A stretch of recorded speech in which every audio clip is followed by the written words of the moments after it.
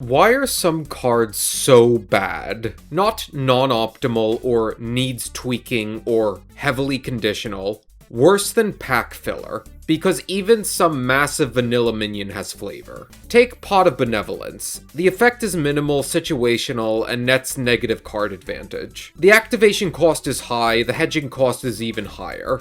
Card games need a floor, not just a ceiling. This is designing for contrast. If every card were baseline playable, then power creep accumulates quick and future design space contracts, variance collapses, things don't feel as good when they are more powerful because the margin is smaller. Poorly designed cards teach you what well-designed cards looked like. Even if a card looks and is designed to be bad, there is still no telling what the future brings. I mentioned that Pot of Benevolence has a hedging cost. That is what hedging is, planning for a future you cannot see. Many bad cards do have uses so niche and are currently net negative, so they are socially discounted. This is logical from the player perspective. From the designer perspective, there are always famous cases where cards you didn't expect to be impactful change the shape of the game. Ergo, you become paranoid. You start designing for overcaution instead of interest or even reality. There is also a gray area argument.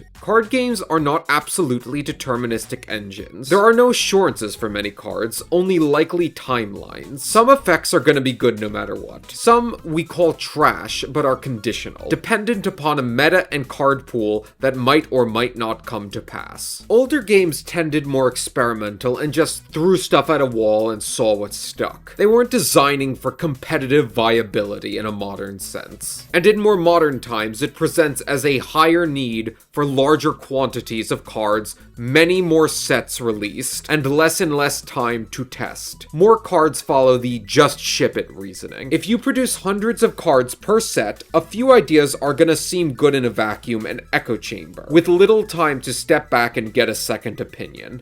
Follow and send this to a nerd.